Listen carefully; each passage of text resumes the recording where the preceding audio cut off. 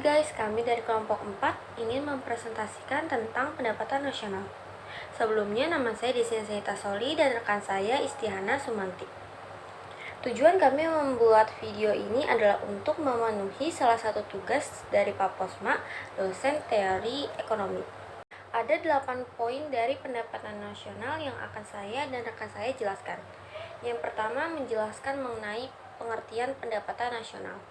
Yang kedua, menjelaskan bagaimana sejarah dari pendapatan nasional. Yang ketiga, menjelaskan 7 istilah tentang pendapatan nasional. Yang keempat, menjelaskan bagaimana rumus dan cara menghitung pendapatan nasional.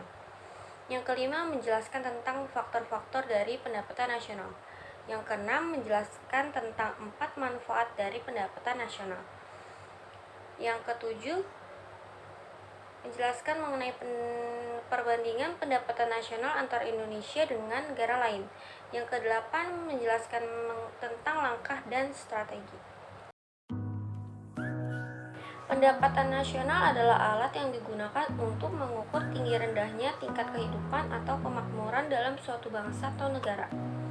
Secara kuantitatif, tingkat kehidupan dan kemajuan suatu negara itu ditentukan oleh perbandingan antara jumlah pendapatan nasional dengan jumlah penduduk dalam suatu negara. Konsep ini biasanya dikenal dengan sebutan pendapatan per kapita. Meskipun pendapatan per kapitanya belum menggambarkan tingkat kemajuan seluruh rakyat. Pendapatan nasional dapat digunakan untuk mengetahui susunan perekonomian suatu negara. Hal tersebut dapat dilihat dari kontribusi di setiap sektor perekonomian terhadap penyusunan pendapatan nasional. Tujuan dari perhitungan pendapatan nasional adalah untuk memperoleh gambaran tentang tingkat ekonomi yang sudah dicapai dalam suatu negara.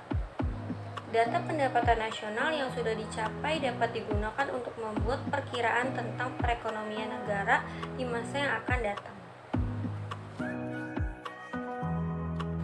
Pendapatan masyarakat yang ditaksir oleh Sir William Petty sudah menggunakan pendekatan pendapatan dan pendekatan pengeluaran.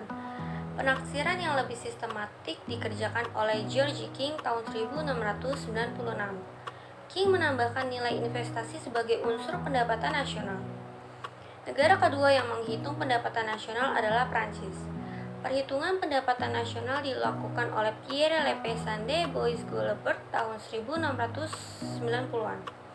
Awal tahun 1700-an, Marshall Vauban menyempurnakan perhitungan dengan perluasan cakupan. Menjelang akhir abad ke-18, Francois Quesnay dan sejumlah fisiokrat menggunakan pendekatan produksi. Rusia dan Amerika merupakan negara ketiga dan keempat. Perhitungan pendapatan nasional negara Rusia dilakukan oleh B.V.G. Herman dan A.N. Radiskev sekitar akhir abad ke-18. Perhitungan pendapatan nasional di Amerika Serikat dilakukan tahun 1843 oleh George Tucker dari University of Virginia. Namun perhitungan yang lebih seksama dilakukan tahun 1930-an oleh tim yang dipimpin oleh Simon Kuznets. Sebelum Perang Dunia Pertama berakhir, tercatat ada 13 negara yang menghitung pendapatan nasionalnya. 13 negara pada tahun 1919 menjadi 33 negara pada tahun 1939. Minat besar negara-negara untuk menghitung pendapatan nasional dipicu antara lain oleh 3 hal. Pertama, The General Theory oleh Keynes mengenai teori penentuan pendapatan nasional. Kedua, Measurement of National Income and the Construction of Social Accounts oleh Liga Bangsa-Bangsa atau League of Nations pada tahun 1947. Liga Bangsa-Bangsa berubah menjadi Perserikatan Bangsa-Bangsa atau PBB.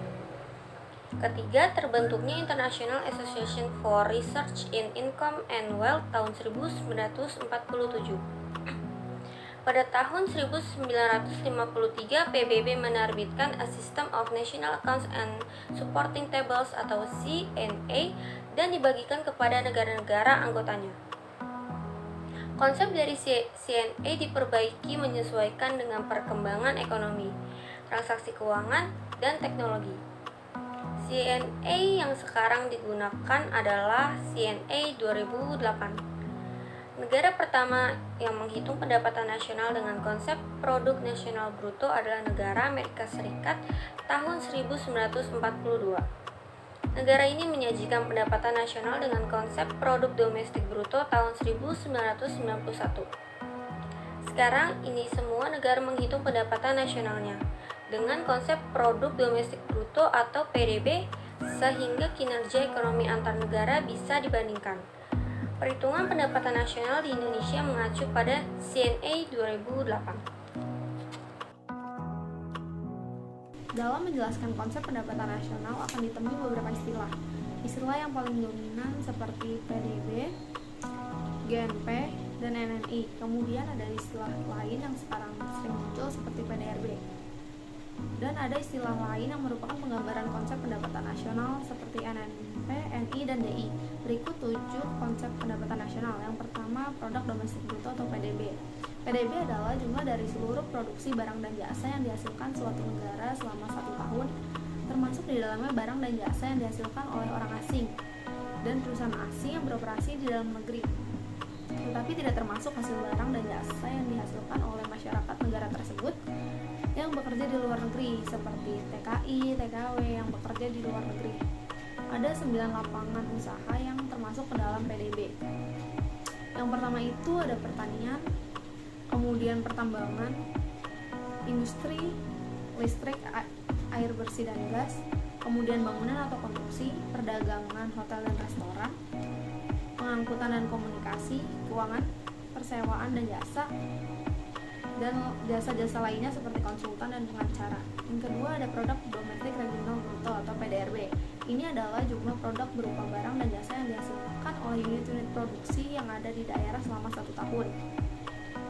Semakin tinggi barang dan jasa yang dihasilkan perusahaan-perusahaan yang ada di daerah, provinsi atau kabupaten, maka akan semakin tinggi pula perolehan PDRB-nya, yang nantinya pertumbuhan ekonomi suatu daerah akan mengalami peningkatan.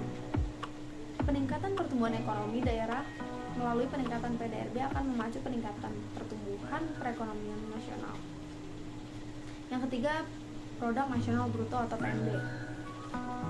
Ini adalah jumlah seluruh barang dan jasa yang dihasilkan masyarakat selama 1 tahun, termasuk di dalamnya jumlah barang dan jasa yang dihasilkan masyarakat negara tersebut yang bekerja di luar negeri, tetapi tidak diperhitungkan barang dan jasa yang dihasilkan masyarakat asing yang bekerja di dalam negeri. Rumusnya itu GNP sama dengan Gross Domestic Product dikurangi pendapatan neto terhadap luar negeri. Bila GDP lebih besar dari GNP, menunjukkan bahwa perekonomian negara tersebut belum maju, karena akan terjadi pendapatan neto luar negerinya lebih besar. Artinya investasi negara tersebut di luar negeri lebih kecil dari investasi negara asing ke dalam negeri. Bila GDP lebih kecil daripada GNP, menunjukkan bahwa perekonomian tersebut sudah maju, karena negara tersebut mampu menanamkan investasi luar negeri lebih besar dibandingkan investasi ke dalam negeri. Yang keempat ada produk nasional neto atau PNN. Ini adalah produksi nasional kotor dikurangi penyusutan barang-barang modal. Rumusnya net national product sama dengan gross national product dikurangi penyusutan barang-barang modal. Yang kelima itu ada pendapatan nasional neto. Ini adalah produksi nasional dikurangi neto dengan pajak tidak langsung. Rumusnya itu NNI sama dengan NNP dikurangi pajak tidak langsung. Kemudian yang keenam ada pendapatan perseorangan atau PI. Ini adalah pendapatan yang berhak diterima oleh seseorang sebagai bentuk balas jasa atau keikutsertaannya dengan proses produksi. Rumusnya itu PI sama dengan NNI ditambah transfer payment dikurangi dengan laba yang tidak dibagikan ditambah pajak ditambah asuransi ditambah jaminan sosial. Yang ketujuh itu pendapatan bebas. Ini adalah pendapatan dari seseorang yang siap digunakan baik untuk keperluan konsumsi maupun untuk ditabung. Secara langsung akan mempengaruhi permintaan karena sebagian digunakan untuk konsumsi dan sebagian lagi digunakan untuk tabungan sebagai unsur pembentukan modal. Rumusnya itu DI sama dengan PI dikurangi pajak langsung. Ada 3 metode perhitungan. Yang pertama itu metode pendekatan pendapatan, Metode ini caranya yang dilakukan adalah dengan menjumlahkan seluruh pendapatan yang diterima masyarakat sebagai pemilik faktor produksi atas penyerahan faktor produksinya kepada perusahaan untuk menghasilkan barang dan jasa dalam 1 tahun. Rumusnya itu pendapatan nasional ditambah dengan gaji, ditambah sewa, ditambah bunga, dan ditambah dengan keuntungan. Kemudian metode kedua itu pendekatan produksi. Cara perhitungan pendapatan negara menggunakan metode ini adalah menjumlahkan barang atau jasa yang diproduksi oleh seluruh usaha baik BUMN atau UMKM pada suatu negara dalam waktu 1 tahun. Rumusnya itu pendapatan nasional ditambah harga barang ke-1 dikali jenis barang ke-1 ditambah harga barang kedua ditambah jenis barang kedua, begitupun seterusnya. Yang ketiga, metode pendekatan pengeluaran untuk menghitungnya dengan cara menjumlahkan pengeluaran dari rumah tangga, perusahaan, pemerintah, dan masyarakat pada periode tertentu. Rumusnya itu adalah pendapatan nasional sama dengan konsumsi rumah tangga ditambah investasi, ditambah pengeluaran pemerintah, ditambah ekspor dikali impor. Terdapat 3 faktor yang mempengaruhi pendapatan nasional. Yang pertama, faktor yang mempengaruhi komponen konsumsi dan tabungan. Konsumsi adalah pengeluaran total untuk memperoleh barang-barang dan jasa dalam suatu perekonomian dalam jangka waktu tertentu, biasanya 1 tahun. Sedangkan tabungan atau saving adalah bagian dari pendapatan yang tidak dikeluarkan untuk konsumsi. Antara konsumsi, pendapatan, dan tabungan sangat erat hubungannya. Dapat kita lihat dari pendapat Keynes yang dikenal dengan psychological consumption yang membahas tingkah laku masyarakat dalam konsumsi jika dihubungkan dengan pendapatan. Yang kedua, faktor yang mempengaruhi komponen investasi. Pengeluaran untuk investasi merupakan salah satu komponen penting dari pengeluaran agregat. Investasi adalah aktivitas menempatkan modal baik berupa uang atau aset berharga lainnya ke dalam suatu benda, lembaga, atau suatu pihak dengan harapan pemodal atau investor kelak akan mendapatkan keuntungan setelah kurun waktu tertentu. Secara ekonomi, dalam investasi, pemodal akan membeli sesuatu yang tidak akan dipergunakan sekarang. Sesuatu yang dibeli tersebut disimpan sebagai harta yang setelah melewati masa tertentu dapat mengalami perubahan nilai.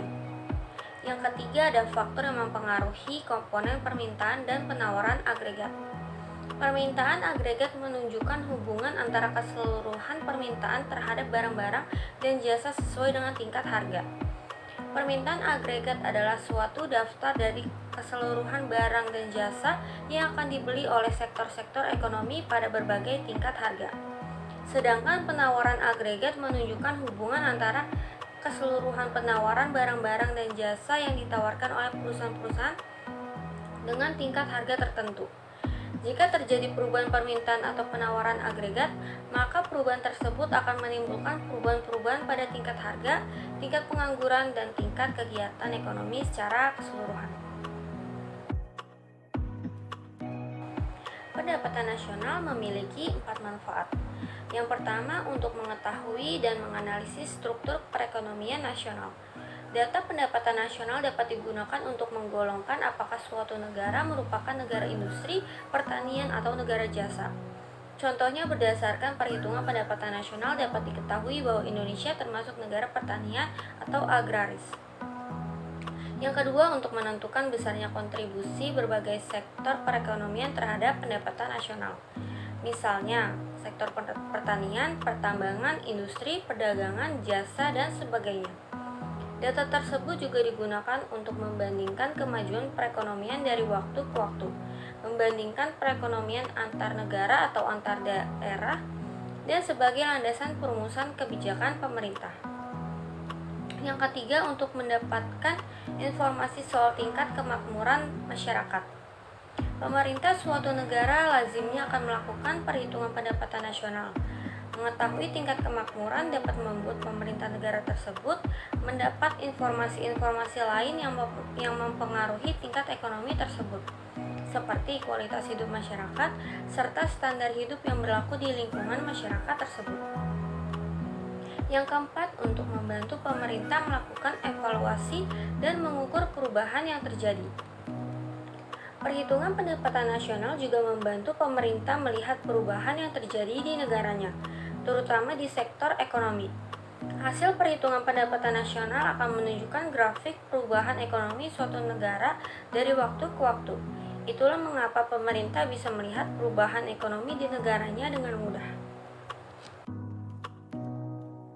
PDB sangat diperlukan untuk menentukan besarnya pendapatan per kapita.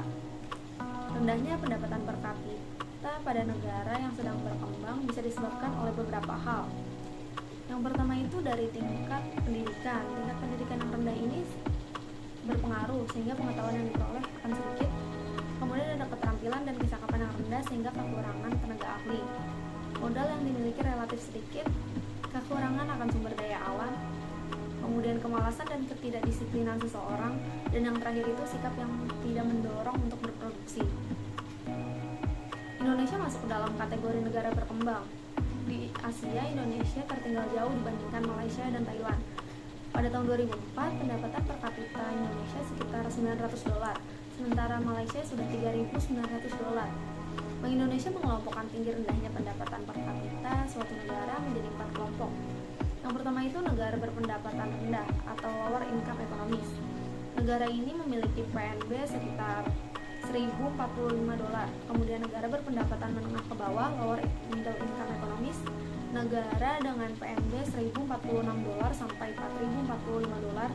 Kemudian negara berpendapatan menengah tinggi atau upper middle income economies. Negara ini memiliki PNB $4.046 sampai $12.535. Kemudian negara berpendapatan tinggi atau high income economies. Negara ini mempunyai PNB lebih dari $12.035. Bank Dunia menaikkan status Indonesia dari lower middle income country menjadi upper middle income country pada tahun 2020. Perubahan status tersebut berdasarkan pendapatan per kapita Indonesia pada tahun 2019 mengalami kenaikan dari $3.840 menjadi $4.050. Dengan jumlah penduduk mencapai 270 juta jiwa, PDB per kapita Indonesia masih termasuk rendah. Pengoptimalisasian pendapatan nasional dari target perpajakan. Pemerintah berupaya meningkatkan penerimaan perpajakan dengan tidak mengganggu pertumbuhan ekonomi dan iklim investasi serta dunia usaha. Upayanya itu yang pertama bisa meningkatkan perbaikan penggalian potensi perpajakan, kemudian melakukan perbaikan kualitas pemeriksaan dan pendidikan pajak. Yang ketiga, menyempurnakan sistem informasi teknologi. Kemudian yang keempat, melakukan perbaikan kebijakan perpajakan nasional yang diarahkan bagi perluasan basis pajak. Yang kelima, meningkatkan kegiatan sensus pajak nasional. Yang keenam, meningkatkan pengawasan dan pelayanan di bidang kepabeanan dan cukai. Yang ketujuh itu ada ekstensifikasi cukai. Yang kedelapan, menyesuaikan tarif PPNBM yang tergolong mewah selain kendaraan bermotor. Dan yang terakhir ini pemberian insentif fiskal bagi kegiatan ekonomi strategis. Kemudian dari segi PNBP migas, untuk mencapai target lifting migas, pemerintah melakukan upaya-upaya sebagai berikut. Yang pertama, mendorong optimalisasi pada lapangan existing dengan penerapan exchange oil recovery. Yang kedua, mempercepat perkembangan lapangan baru dengan struktur indo. Yang ketiga, term and condition yang lebih menarik untuk wilayah kerja yang berada di remote area. Kemudian, meningkatkan koordinasi dengan instansi terkait untuk menyelesaikan masalah yang berhubungan dengan regulasi perizinan dan tumpang tindih lahan dalam rangka peningkatan produksi minyak bumi nasional. Serta yang terakhir, melaksanakan Impres nomor 2 tahun 2012 tentang peningkatan produksi minyak bumi nasional. Kemudian dari dukungan berbagai pihak, upaya pemerintah untuk mengoptimalkan pendapatan negara tidak akan berjalan tanpa dukungan dari berbagai pihak. Koordinasi antar kementerian atau lembaga terkait penerimaan negara juga sangat penting, mengingat upaya peningkatan pendapatan negara bukan hanya menjadi tugas Kementerian Keuangan. Selain itu, kesadaran masyarakat untuk patuh dan taat membayar pajak juga hal yang penting.